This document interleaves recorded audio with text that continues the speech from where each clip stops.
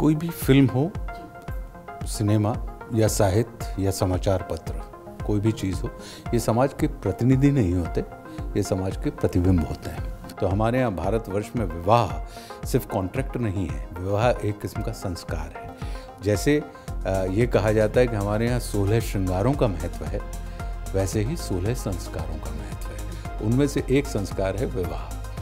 क्योंकि ये फिल्म सही और गलत से ज़्यादा सही और गलत के बारे में, आपकी मानसिकता के बारे में है। मैरिटल रेप पे हमारे देश में कोई कानून नहीं है, करीबन 150 देशों में है और नेपाल जैसे कंट्री में भी है।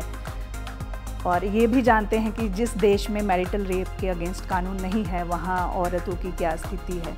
कल यानी बीता हुआ कल भी और आने वाला कल भी बड़ा चमत्कारी शब्द है। जैसे आप अतीत के लिए भी इस्तेमाल करते हैं, भविष्य के लिए भी इस्तेमाल करते हैं। तो जो बीते हुए कल और आने वाले कल को आज उपस्थित कर दे, इस विधा को आप कला कहते हैं। नमस्कार दर्शकों, न्यूज़ 18 हिंदी ओरिजिनल्स में आप सभी का बहुत बहुत स्वागत है। मैं हूं आपकी होस्ट और दोस्त दीपिका शर्मा। देखिए, कुछ रिश्ते होते हैं जिनमें अक्सर हम प्यार या लगाव के नाम पे लाइनें क्रॉस कर ही देते हैं, लेकिन पति पत्नी का रिश्ता जितना खास और जितना नाजुक होता है, उसमें जब ये लकीरें मिटती हैं, क्रॉस होती हैं, तो काफ़ी कुछ होता है। एक ऐसी ही फिल्म है जो बहुत ही गंभीर और बहुत ही ज़रूरी विषय पर आ रही है। फिल्म का नाम है लकीरें, और ये किसके बारे में बात कर रही है, चलिए इसी की स्टारकास्ट से बात करते हैं और जानते हैं। आशुतोष राणा जी हैं हमारे साथ, बहुत बहुत स्वागत है सर आपका। विदिता बाग हैं, गौरव चोपड़ा जी, आप दोनों का बहुत बहुत स्वागत है। और captain of the ship Durgesh Pathak ji हैं हमारे साथ। सबसे पहले मैं सर आप सभी से जानना चाहूँगी कि ऐसा विषय जिस पे अभी तक बहस है, जिस पे बहुत सारे लोग बात कर रहे हैं, इस विषय पे आप एक फिल्म लेके आते हैं। मैं चाहूँगी सर आप इस पे बताएं कि एक ऐसे विषय पे जिस पे बाहर अभी चर्चा है, उस पे आप एक फिल्म लेकर आ रहे हैं। क्या है सोच? देखिए, आप खुद ही करें कि इस पर बहस चल रही है। तो विषय एक वैवाहिक बलात्कार, मैरिटल रेप को मतलब सेंट्रल आइडिया मानते हुए फिल्म बनाई गई, जिसके लेखक हैं दिलीप शुक्ला। आपके सामने अभिनेता हैं आदरणीय आशुतोष राणा जी, गौरव चोपड़ा जी, विदिता मैडम। मैंने निर्देशन किया इस फिल्म का, लेकिन ये जो एक मुद्दा है, ये उस सारी चीज़ों से कहीं बहुत ज़्यादा बढ़ कर के है। एक इमोशनल इशू है। अभी ये चर्चा में है, इस पर कोई, इस मुद्दे को लेकर के कोई अभी निर्णय नहीं है हमारे पास ऐसा। हाँ, ये एक आवाज़ है, एक इमोशनल आवाज़ है जो लोगों तक पहुंचाने की कोशिश करी जा रही है फिल्म के माध्यम से, ताकि लोग उस फिल्म को एंटरटेन करने के साथ साथ उसको देखें, उस पर विचार करें और उस विचारार्थ बात को आगे बढ़ाएं एक दूसरे से, ताकि उन पर चर्चा हो सके। लेकिन वही मेरा सवाल यही था कि सर, जब हम एक ऐसी फिल्म लाते हैं जिस पे ऑलरेडी बहुत सारे कहते हैं ना बात हैं, पक्ष हैं, विपक्ष हैं, ऐसे में क्या हम इस तरह की फिल्म के साथ किसी मुकम्मल बात को रखने के लिए तैयार हो पाते हैं या तैयार हैं? कोई भी फिल्म हो, सिनेमा या साहित्य या समाचार पत्र, कोई भी चीज़ हो, ये समाज के प्रतिनिधि नहीं होते, ये समाज के प्रतिबिंब होते हैं। और जब प्रतिबिंब होता है, प्रतिबिंब की उपयोगिता यही है कि जिसमें देख के आप अपने बिंब को एक बार उसका निरीक्षण कर सकें, परीक्षण कर सकें, और अगर आपको लगता है कि उसमें किसी भी किस्म के सुधार की, संशोधन की आवश्यकता है, तो उसके मुताबिक आप चलें।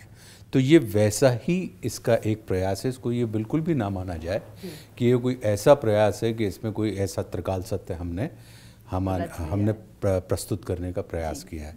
ये चर्चा है, और अगर मान लीजिए वो वाली चर्चा है कि जैसे स्त्री और पुरुष के जो संबंध होते हैं, एक, दूसरा स्त्री और पुरुष की अपनी निजी अस्मिता होती है, दो, फिर स्त्री और पुरुष के बीच में पति पत्नी का जो रिश्ता होता है, तीन। तो हमारे यहाँ भारतवर्ष में विवाह सिर्फ कॉन्ट्रैक्ट नहीं है, विवाह एक किस्म का संस्कार है। जैसे ये कहा जाता है कि हमारे यहाँ 16 श्रृंगारों का महत्व है, वैसे ही 16 संस्कारों का महत्व है। उनमें से एक संस्कार है विवाह। विवाह में जब पति और पत्नी, मतलब स्त्री और पुरुष जब पति पत्नी के रूप में परिवर्तित होते हैं, तो अग्नि की फेरे लगाते हुए, हमारे यहाँ की मैं बात कर रहा हूँ, मतलब भारतवर्ष की, तो वो एक किस्म की शपथ लेते हैं कि हम दोनों हमसे बेहतर प्रजा को जन्म देंगे। तो इसका मतलब है कि जहाँ पर, जिसको ये कहा जाता है कि शारीरिक समागम वासना का नहीं, उपासना का विषय होता है, उस स्थिति में इच्छा और अनिच्छा, जिसमें चाहे वो स्त्री की हो चाहे वो पुरुष की हो, जब अनिच्छा के रहते हुए अगर इस किस्म का कोई कृत्य किया जाता है बलपूर्वक या अपनी इच्छा को सामने वाले की इच्छा के ऊपर लादा जाता है बलपूर्वक, तो क्या अंदर कुछ दरकता है? तो वो जो दरकता है वो आपका मन है, चित्त है, हृदय है, मस्तिष्क है, भावनाएं हैं, वो क्या है? और क्या उसका दरकना हमारे और आपके संज्ञान में लेना चाहिए, या उसका कुछ निदान हमें करना चाहिए या नहीं करना चाहिए? और तब अगर जैसे जो बलात्कार की स्थिति होती है जो इस फिल्म के अंदर है कि हम वैवाहिक बलात्कार की बात कर रहे हैं, तो अगर कोई बलपूर्वक कोई पुरुष किसी स्त्री के साथ अनाचार कर देता है, व्यभिचार कर देता है, तो जब उसके कोई एक विधान है, तो क्या पत्नी जो रिश्ते में तो पत्नी है, पति जो रिश्ते में तो पति है, अगर एक दूसरे, लेकिन वो स्त्री और पुरुष भी हैं, अगर इस विषय पर अनाधिकृत चेष्टा वो करते हैं, बलपूर्वक, यदि अनिच्छा के होते हुए वो बलपूर्वक इस किस्म के समागम का प्रयास करते हैं, तो फिर इसे किस दृष्टि से देखा जाना चाहिए? क्या सिर्फ इस पे ऐसे मान लेना चाहिए कि जो कुछ भी है ये आधिपत्य की स्थितियां हैं?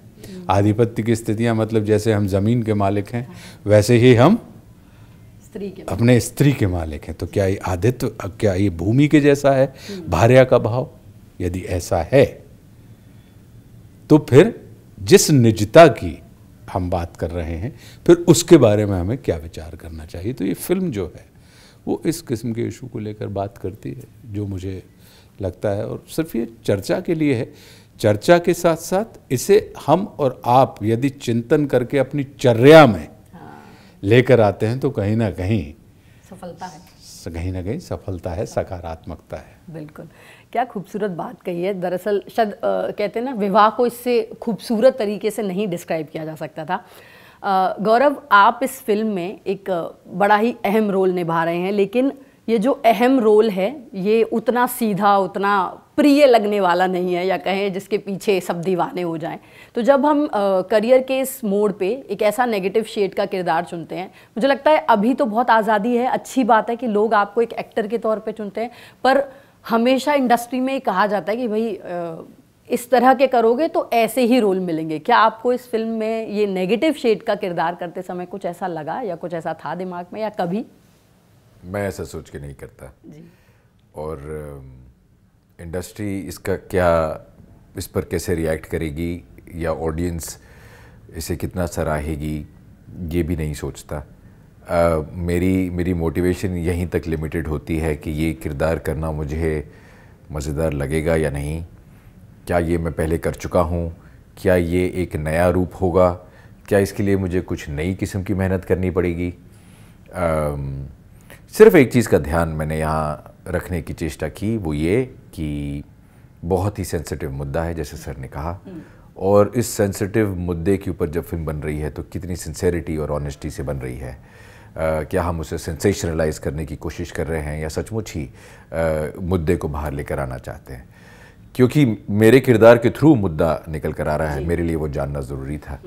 पहली ही नरेशन में कैरेक्टर के बहुत ही मज़ेदार डायलॉग और सीन सुन लिए थे डायरेक्टर साहब के मुँह ज़ुबानी, तो कुछ इस बात का एहसास तो मुझे था कि मज़ेदार होगा करने में भी और देखने में भी। पर जैसे जैसे मैं स्क्रिप्ट को और समझता रहा, मुझे कहीं ये एक और मज़ेदार बात समझ में आई कि ये वैसा वाला ग्रे कैरेक्टर है जो खुद को सही समझता है जी। तो इसको प्ले ऐसे करना है जैसे मैं हीरो हूँ, हालांकि मैं जानता हूँ कि मैं गलत कर रहा हूँ, ये एज गौरव मैं जानता हूँ, पर एज विवेक दामोदर अग्निहोत्री उसे लगता है वो बिल्कुल सही है। क्योंकि ये फिल्म सही और गलत से ज़्यादा सही और गलत के बारे में, आपकी मानसिकता के बारे में है। एक बदलते हुए भारत में, एक पुराने शहर और नए शहर के बीच में, जब आप खुद को पढ़ा लिखा और मॉडर्न और मैं इवॉल्व हो गया हूँ ऐसा क्लेम करते हैं, तो आप कितने इवॉल्व हुए हैं, ये इस पर सवाल है। तो इसे प्ले करते वक्त तो आप बिल्कुल भी नहीं हिचक सकते, क्योंकि अगर उस कन्विक्शन में कमी हो जाएगी तो वो फिर आभास नहीं होगा कि ये खुद को सही समझता है। तो वो प्ले करते वक्त उस कन्विक्शन से करना था। कुछ डबल कन्विक्शन लगती है इसमें। हाँ, मतलब कुछ एक्स्ट्रा खरीदी मैंने बाजार से कि नॉर्मल कन्विक्शन आपकी है क्योंकि आप एक रोल प्ले कर रहे हैं, यहाँ पे आपको पता है जो आप कर रहे हैं वो गलत है, पर करते वक्त आपको ऐसे करना है जैसे आप सही हैं। तो वो it's a double challenge and I am hoping जब फिल्म निकल कर आएगी तो चाहे इंडस्ट्री हो, चाहे आप हो, चाहे बाहर की जनता हो, वो भी उसे उसी रूप में देखेगी। नफरत वाला प्यार मिलेगा आपको, हम पूरी उम्मीद करते हैं। विदिता, आपका ट्रेलर में एक डायलॉग है कि ऐसे कौन से बड़े दुख से गुजर रही हो। अक्सर जब भी महिलाओं से जुड़े किसी भी क्राइम की बात होती है तो इसी तरह के चाहे वो बलात्कार हो या और भी किसी तरह का क्राइम हो, अक्सर यही कह दिया जाता है कि ऐसा क्या बड़ा हो गया, आगे बढ़ो, रजिस्टर मत करवाओ, और हम हमेशा दबाने, छुपाने, ब्रश अंडर द कारपेट करने की कोशिश करते हैं। आप जब ये किरदार कर रही हैं, किस तरह का किरदार है पहले तो, क्योंकि मुझे लगता है कि आप पक्ष में हैं या विपक्ष में हैं, वो थोड़ा सा बताएं, और कैसे लगता है जब आप एक ऐसा किरदार करती हैं जो आपकी सोच से थोड़ा अलग होता है। जी, मैं गीता विश्वास का किरदार निभा रही हूँ। गीता विश्वास एक सोशल एक्टिविस्ट हैं और एक एडवोकेट भी हैं, और उसका ये विश्वास है कि किसी भी केस लेने से पहले उसके बारे में पूरा जो रिसर्च वो कर लें, और वो वाकिफ़ भी हैं कि कानून का गलत फ़ायदा भी कैसे उठाया जाता है। वो ऐसा कुछ केस नहीं लेना चाहती जहां किसी को, पुरुष हो या महिला, जो कल्प्रिट नहीं है उसको सज़ा ना मिले, वो यही चाहती है। तो जब वो मिलती है काव्या विवेक अग्निहोत्री से, तो वो फुल्ली कन्विंस नहीं होती इस केस के बारे में, इसीलिए वो ऐसा कहती है कि ऐसे कौन से बड़े दुख से तुम गुजर रही हो। पर जब वो देखती है कि ये कोई छोटा मोटा मामला नहीं है, ये मैरिटल रेप पे है, तो इस बात की वो गंभीरता वो समझती है। वो इसके खिलाफ आवाज़ उठाना चाहती है, वो हमेशा सच्चाई का साथ देना चाहती है, तो वो अपना ये केस ले लेती है। मैं अपनी बात करूं, ये फिल्म साइन करने से पहले मुझे नहीं पता था कि मैरिटल रेप पे हमारे देश में कोई कानून नहीं है।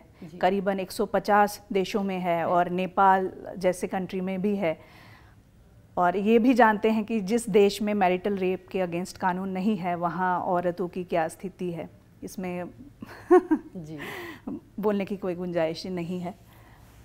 तो I am thankful to our director Durgesh Pathak ji, वो ये स्क्रिप्ट मेरे पास लेके आए, और इसके राइटर हैं दिलीप शुक्ला जी, जो पहले दामिनी जैसे एक कोर्ट रूम ड्रामा वो लिख चुके हैं, और भी जो है पॉपुलर फिल्मों के वो राइटर रह चुके हैं, दबंग, घायल। तो मेरे लिए वो एक बहुत लुक्रेटिव ऑफर था कि एक तो इतना स्ट्रॉन्ग कैरेक्टर, दूसरा है मैं उन लोगों के लिए, उन औरतों के लिए आवाज़ उठा पा रही हूँ जो अपनी मुसीबत, अपनी तकलीफ़ें कोर्ट या पुलिस स्टेशन बहुत दूर की बात है, वो अपने लोगों से भी शेयर नहीं कर पाते हैं। तो उनको रिप्रेजेंट करना, उनकी आवाज़ को उठाना, ये मेरे लिए बहुत अपॉर्चुनिटी था, बहुत बड़ा अपॉर्चुनिटी। मैं इसको मिस नहीं करना चाहती थी।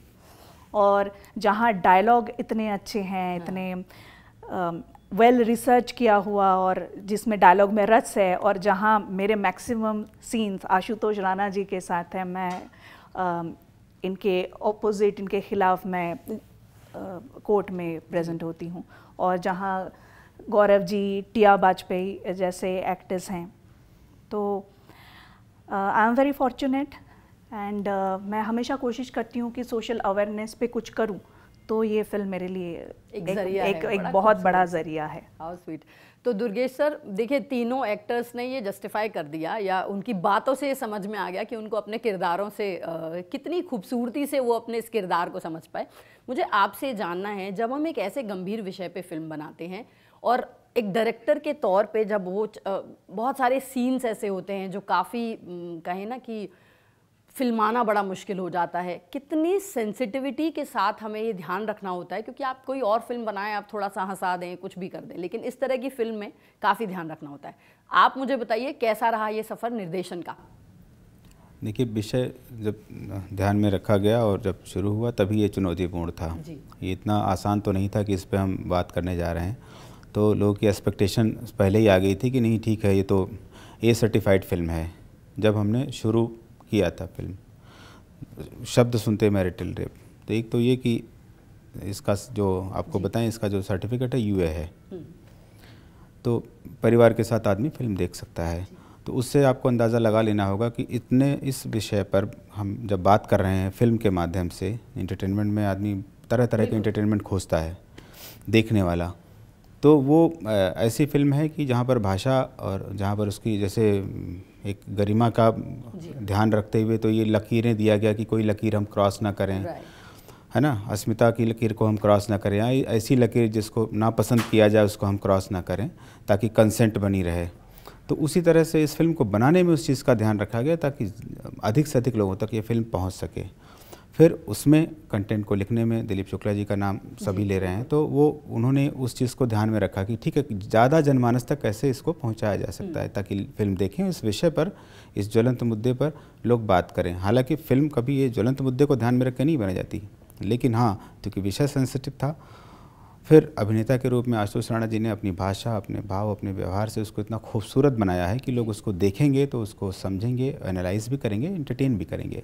ऐसा नहीं कि सिर्फ उसको कोई ऐसा मुद्दा है जिसमें बस अब वुमेन एम्पावरमेंट ही हम कर देंगे और सारी देश की सारी जितनी महिलाएं हैं वो सब बिल्कुल सशक्त हो जाएंगे। ऐसा कोई उद्देश्य नहीं है कि सबको मशाल और तलवार लेकर के बाहर निकाल देना है, ऐसा नहीं है।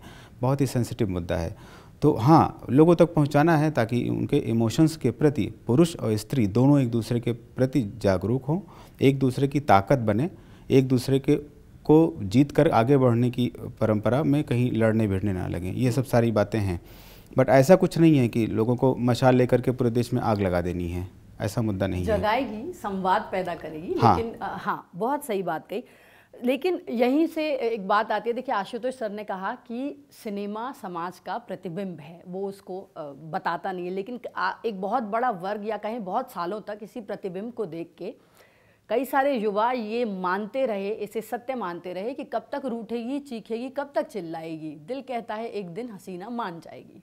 ये हमारे ही सिनेमा ने हमें कहें कि स्थापित किया है कि भाई, या फिर एक और बड़ी कहते हैं ना लाइन है कि कटकाले मुझे अल्कोहल से, मैं तो तंदूरी मुर्गी हूँ। ऐसे भतेरी सिनेमा की लाइनें, या कहें कि ऐसा सिनेमा भरा पड़ा है जहाँ ज़्यादा बोलने वाली औरत को थप्पड़ मार देना या वो तभी सुधरेगी, इस तरह के बहुत सारे सिनेमा को हमने देखा है। क्या हमको, और आज एक सिनेमा है जो उसी मैरिटल रेप पे दूसरी तरीके से बात कर रहा है। क्या सिनेमा सच में सिर्फ प्रतिबिंब है सर? नहीं इतना आपको प्रभावित करता कि आप उस प्रतिबिंब के जैसे ही बनने की कोशिश करने लगते हैं, क्योंकि बहुत सालों तक ये हुआ है। देखिए क्या होता है, प्रतिबिंब भी है, प्रतिक्रिया भी है जी। क्योंकि कला कुछ लोगों का पेशा हो सकता है, लेकिन कला हर मनुष्य की प्रकृति होती है। और कला का मतलब ही होता है कि कल यानी बीता हुआ कल भी और आने वाला कल भी बड़ा चमत्कारी शब्द है। ऐसे आप अतीत के लिए भी इस्तेमाल करते हैं, भविष्य के लिए भी इस्तेमाल करते हैं। तो जो बीते हुए कल और आने वाले कल को आज उपस्थित कर दे, इस विधा को आप कला कहते हैं। कल आ, कौन सा कल? बीता हुआ। कौन सा कल? आने वाला। इसको हमने कहाँ कर दिया? बोले आज उपस्थित कर दिया। तो ये एक किस्म का प्रतिबिंब भी है, प्रतिक्रिया भी है। प्रतिक्रिया मतलब रिएक्शन जी। तो रिफ्लेक्शन और रिएक्शन का एक कॉम्बिनेशन है ये, और ये मनुष्य की ही सहज प्रकृति होती है। अब इसमें ये बिल्कुल वैसा ही है कि मुर्गी पहले आई कि अंडा जी। कि ये जो प्रचलित समाज की, जिसको जिन चीज़ों को आपने जी। हमें बताया, क्या जैसे हम स्कूल जाते हैं तो क्या किसी भी विद्यालय में क्या गालियाँ सिखाई जाती हैं? जी बिल्कुल। तो फिर ये आ कहाँ से गई? और क्या विद्यालय के प्रभाव से क्या गालियां छूट जाती हैं? तो ये इसको थोड़ा सा हमको विस्तृत दृष्टि से सोचना होगा। अगर हम बिल्कुल उसके ऊपर एक ऐसी एग्रेसिव और एजी दृष्टि से हम सोचेंगे तो हम पाएंगे कि फिर हर चीज़ की जड़ जो है, फिर हम यही कह देंगे कि हर चीज़ की जड़ जो है वो किसी भी किस्म की कला है। जी, जी, क्यों? क्योंकि आपसे हम प्रभावित होते हैं। तो अगर आपसे हम प्रभावित होते हैं तो उस फिल्म में जिसमें हीरो होता है, जिसमें विलेन होता है, तो उसमें एक हीरो भी होता है, वो भी तो सकारात्मक कर्म कर रहा होता है। जी। तो नकारात्मक कर्म के प्रति हम आकर्षित हो जाते हैं और जिसके प्रति हम ये कहते हैं कि ये तो जो है ये इस विधा की का दूषण, तो फिर सकारात्मक उसमें जो है उस पक्ष को लेकर हम क्यों नहीं प्रेरित हो पाते? तो कहीं ना कहीं इसको हमको आपको क्योंकि कोई भी कला या कलाकार या कोई भी कलात्मक विधा वो व्यक्ति भी है ना, और समाज का एक हिस्सा ही। उसको अभिव्यक्त करने के तरीके अलग हैं। आज हम न्यूज़ 18 के दफ्तर में बैठे हैं तो आपको किसी चीज़ को व्यक्त करने का तरीका अलग है।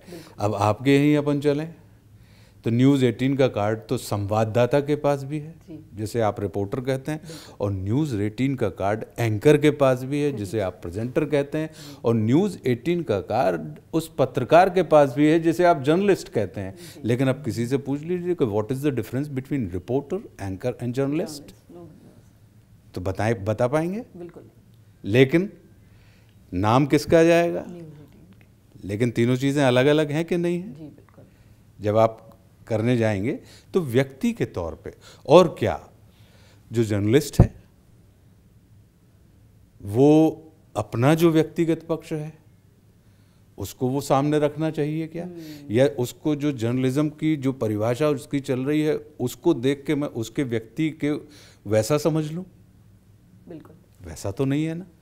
ये जो अगर इस चीज़ को थोड़ा सा हम विस्तृत दृष्टिकोण से सोचना पसंद करेंगे, देखना पसंद करेंगे, तो हम पाएंगे कि आप भी जो कह रही हैं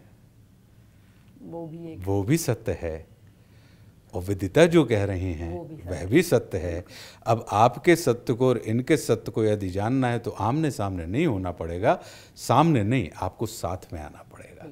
जब ये आपके साथ जाएंगी तो कहेंगी कि हाँ सामने कैमरा लगा और एक कैमरा मैन है, यू आर राइट। और जब आप इनके साथ में आएंगी तब ये कहेंगे कि हाँ आप सही कह रहे हैं कि सामने ग्लास वॉल है, कॉन्फ्रेंस रूम है और वहाँ पे 4 आदमी बैठे हुए हैं और एक कैमरा लगा और 4 आदमी खड़े हैं, you are right, otherwise you are lying and you are lying. दृष्टिकोण, तो दृष्टिकोणों का है खेल पूरा का पूरा। तो मानना ये है कि इस चीज़ को, ये हम सबकी सामूहिक अभिव्यक्तियां हैं, सामूहिक विरासत है। हम एक दूसरे को, कोई व्यक्ति इस संसार में आत्मनिर्भर नहीं होता, बिल्कुल सब परस्पर निर्भर हैं। हम एक दूसरे का निर्माण करते हैं। कोई एक व्यक्ति आके समाज में बदलाव कर दे या बदलाव बदल देगा, ऐसा नहीं होता। हम एक दूसरे को निरंतर बढ़ाते रहते हैं। तो बढ़ाने का काम है, उसमें से जो सार सार का गहिले और तोता दे उड़ाए। क्या बात है। मतलब सोचिए, मैं इतना मेस्मराइज हो रही हूँ। मैं कह रही हूँ जब आशुतोष सर सेट पे होते होंगे आप लोग भी ऐसे ही देखते रहते हैं, क्योंकि इतनी खूबसूरती से, इतनी खूबसूरत भाषा के साथ वो अपनी बात रखते हैं। मैं सेट पे बात ही नहीं करता ऐसी वाली। अच्छा नहीं सर, बिल्कुल नहीं। तो सेट पे कैसे रहते हैं, चलिए थोड़ा सा यही बता दीजिए। मतलब आशुतोष जी अंदाज में। हाँ सर प्लीज। बड़ी अच्छी सी घटना है कि सर का कुछ डायलॉग था, उस डायलॉग में 1 लाइन जुड़ी, 2 लाइन जुड़ी, 3 लाइन जुड़ी, मेरे ख्याल 7-8 लाइन जुड़ी। मैंने कट नहीं बोला। सर ने कहा कहाँ है दुर्गेश, कट बोलेंगे कि नहीं? नहीं तो सीन चलता ही रहेगा, वो खत्म ही नहीं होगा। अच्छा हुआ ये कि मैं सुन रहा था जी, तो मैं सुनता चला गया, सुनने लगी तो फिर मैं भूल गया कि भाई कट भी मेरी ड्यूटी है। जी बिल्कुल। आपको पता नहीं याद है कि नहीं सर? मुझे याद है। नहीं, मुझे भी याद है। अभी एक प्रेस कॉन्फ्रेंस हुई थी और सर से मैंने सवाल यही पूछा था कि आप किस तरह के अभिनेता के तौर पे जाना चाहेंगे, और कहते हैं ना काउंटर क्वेश्चन आ ही नहीं सकता, क्योंकि वो जितनी खूबसूरती से आपने ये उस बारे में जवाब दिया तो फैन गर्ल मोमेंट आ जाता है सर। चलते चलते मैं आप दोनों से ज़रूर ये पूछना चाहूँगी, जब हम एक ऐसी फिल्म शूट करते हैं जिसको कहना बहुत ज़रूरी है, ये सिर्फ मनोरंजन के लिए नहीं है, ये संवाद खड़ा करने के लिए, ऐसे में जब हम ये इस तरह की फिल्म शूट करते हैं, ये कितना पर्सनल एज अ एक्टर आपके ऊपर टोल लेती है? या क्योंकि कई बार किरदार हमारे साथ घर तक सोते हुए तक जाते हैं, कई बार हम उन्हें छोड़ देते हैं सेट पे, ये एक्सपीरियंस कैसा रहा इस फिल्म के साथ? ठीक है, for a change man first. साथ बैठे हैं ना, इसलिए सर ने साथ बैठने को बोला। आई एम अ मैनिस्ट, मैं लड़कों को हमेशा बिल्कुल ऑफ कोर्स। हाँ नहीं ज़रूर। तो मेरी मॉडेस्ट अंडरस्टैंडिंग में ये फिल्म सिर्फ मैरिटल रेप के बारे में नहीं या सिर्फ उसके बारे में चर्चा इवोक नहीं करती। ये शादी, द इंस्टीट्यूशन ऑफ मैरिज, उससे रिलेटेड जो परिवार हमारा बनता है, उस परिवार से जो हमारा समाज बनता है या जो हमारा फ्यूचर है बच्चों के ज़रिए, ये उन बातों को भी एड्रेस करती है कि अगर इंस्टीट्यूशन ऑफ मैरिज गिरती है किसी वजह से तो क्या परिवार ठीक रह पाएगा, क्या बच्चे होंगे, क्या उनकी ज़िंदगी आगे कॉम्प्रोमाइज़ होगी या हेल्दी होगी, और अगर वो ही नहीं है तो फिर फ्यूचर किसका। तो ये फिल्म सिर्फ इसलिए ज़रूरी नहीं है कि एक मैरिटल रेप एक मुद्दे पर ये सवाल उठाती है, ये पति पत्नी के रिश्ते, दोनों की मानसिकता, जैसा आपने शुरुआत में कहा, मेरा रिश्ता, मेरा प्यार, मेरा हक, उस हक का दायरा और वो लकीर, ये उन सब बातों के ऊपर एक सवाल उठाती है और आपको इनकरेज और मोटिवेट करती है कि फिल्म देखने के बाद आप अगले कुछ दिन तक इसके बारे में सोचेंगे, चाहे आप महिला हैं चाहे आप पुरुष हैं, कि ये शादी जिसे हम इतना पावन, सेक्रेड, ये वाले वाउज जो हैं, ये तो हम गर्लफ्रेंड बॉयफ्रेंड वाले रिश्ते में भी लेते हैं। मैं हमेशा तुम्हारा ख्याल रखूँगा, मैं तुम्हारे लिए चांद तारे तोड़ लाऊंगा, मैं हमेशा तुम्हारे चेहरे पर मुस्कुराहट रखूँगा। तो फिर यही वादे जब हम शादी के लिए करते हैं तो फ़र्क क्या हुआ? वहाँ पे हम भगवान का नाम क्यों ले लेते हैं, या अग्नि के चारों तरफ वो क्यों हम अपनी वो लेते हैं? वो इसीलिए कि हम यहाँ उन वादों पर एक ज़्यादा अहमियत देना चाहते हैं, आपको एक स्पिरिचुअल, रिलीजियस और ज़्यादा डीपर मीनिंग देना चाहते हैं। तो उन वादों का मतलब, शादी और नॉर्मल रिश्ते का डिफरेंस का मतलब, अपने हक के दायरे को समझना और इस पूरी इंस्टीट्यूशन को एक बार वापस एक नए नज़रिए से देखना 2023 में, क्योंकि समाज जब बदलता है तो इस नज़रिए को भी एडजस्ट करना होगा। बिल्कुल, नहीं, बहुत सही बात कही। लेकिन हाँ, ये शादी से पहले ही चांद तारे आते हैं, बाद में तो छत से कपड़े उतार लाएं तो वो भी बहुत बड़ा एहसान हो जाता है। विदिता जी बताइए। जी, ये मेरे लिए बहुत क्या बोलूँ, मेरे बहुत करीबी दोस्तों के साथ ऐसा हो चुका है जो मैरिटल रेप के विक्टिम रह चुके हैं। तो मैं ये जानती हूँ उन औरतों पे क्या बीतती है या उन फैमिलीज़ पे क्या असर होता है, उनके बच्चों पे, जो बच्चे अभी छोटे हैं 5-6 साल के, उन पे क्या बीतती है। देखा है, माँ इतनी फ्रस्ट्रेटेड हो गई, अपने बच्चे को इतना मारा, बच्चे के आई में प्रॉब्लम आ गया। तो मुझे ये मेरे लिए बड़ा शॉकिंग था। और मैं इसके दूसरा एक्सट्रीम भी मैं देख चुकी हूँ कि औरतें किस तरीके से अपने पति को एक्सप्लॉइट करते हैं। शादी उनके लिए एक बिजनेस हो चुका है, शादी के नाम पे वो जाते हैं, फिर डिवोर्स करके हेवी एलिमोनी लेके आ जाते हैं। दोनों एक्सट्रीम से मैं वाकिफ़ हूँ। तो ये जो चीज़ है ना, एक सोशल अवेयरनेस की ज़रूरत है ना। अभी सोशल मीडिया का इतना बोलबाला है, पहले मुझे रेड फ्लैग जैसी वर्ड्स मालूम नहीं था, है ना। जैसे टॉक्सिक मेल होते हैं, टॉक्सिक फीमेल भी होते हैं, है ना। और जब हम एक ये टॉक्सिक ट्रेट से परिचित नहीं होंगे, हमें मालूम नहीं होगा कौन सा सही है कौन सा गलत है, और जब तक सही गलत का एक प्रॉपर अंडरस्टैंडिंग नहीं होगा तब तक हम ना रिश्तों में क्लैरिटी आएगी, और रिश्ता क्या पर्सनल लेवल में होता है। अब यही रिश्ता बिगर फॉर्मेट में जो है सोसाइटी का निर्माण करते हैं। तो अगर पर्सनल लेवल में ही क्लैरिटी नहीं आएगी तो हम सोसाइटी लेवल में या भारत को सर्वश्रेष्ठ आसन में बिठाने की बात हम नहीं कर सकते, है ना। ये इंडिविजुअल लेवल में क्लैरिटी आना ज़रूरी है। और इसीलिए ये फिल्म कहीं ना कहीं औरतों को, मर्दों को और सबको सोचने पे मजबूर कर देते हैं। हाउ स्वीट, कितनी सही बात आपने कही, क्योंकि टॉक्सिसिटी किसी एक जेंडर के साथ नहीं है। ये बहुत ज़रूरी है कि जब हम किसी भी मुद्दे पे, स्पेशली जिसमें लगता है कि ये फेमिनिज्म से जुड़ा मुद्दा है, बात करें, क्योंकि रिश्ते में दोनों मौजूद हैं, बहुत ज़रूरी है। तो बहुत मज़ा आया आप लोगों से बात करके, और बहुत बहुत धन्यवाद एक ऐसे विषय पे फिल्म बनाने के लिए जिस पे चर्चा होनी चाहिए। सही या गलत आगे तय होगा, लेकिन कम से कम बात होनी चाहिए। चलते चलते आशुतोष सर, आप मेरे साथ हैं, मैं बिना कुछ सुने कैसे छोड़ दूँ आपको, ये मौका मुझे मिला है। और सर, इस समय हर कोई रामलला का इंतज़ार कर रहा है। राम जी पे बड़ी खूबसूरत कविताएं, बहुत खूबसूरत बातें आपने कही हैं। सर, कुछ भी याद हो, अगर कुछ सुनाना चाहें तो। अयोध्या में तो सबको इंतज़ार है ही है। बिल्कुल, हम इसके पहले भी, क्योंकि 22 तारीख को उनका स्थापना है, जी। तो इसके पहले भी हम आपसे मिलेंगे और फिर हम मौके पे ही कहेंगे हम आपसे। अभी तो कुछ अभी अब क्या सुनाएं हम आपको? सर कोई भी 2 लाइनें आशुतोष सर से सुने बिना कैसे छोड़ दूं सर? ठीक है, तो मुख में हो राम नाम, राम सेवा हाथ में, और तू अकेला नहीं प्यारे, राम तेरे साथ में। क्या बात है। तो हम सबके साथ राम हैं, रहें। और जैसे सर ने कहा कि 22 से पहले मुलाकात होगी, देखिए ऑन कैमरा मुझसे वादा लिया है तो अब तो मैं छोड़ूंगी नहीं और 22 से पहले बिल्कुल आपसे मुलाकात करूंगी।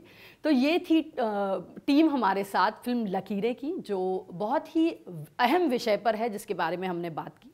और बहुत बहुत धन्यवाद, बहुत मज़ा आया आप लोगों से बात करके। न्यूज़ 18 हिंदी के साथ बने रहिए। धन्यवाद।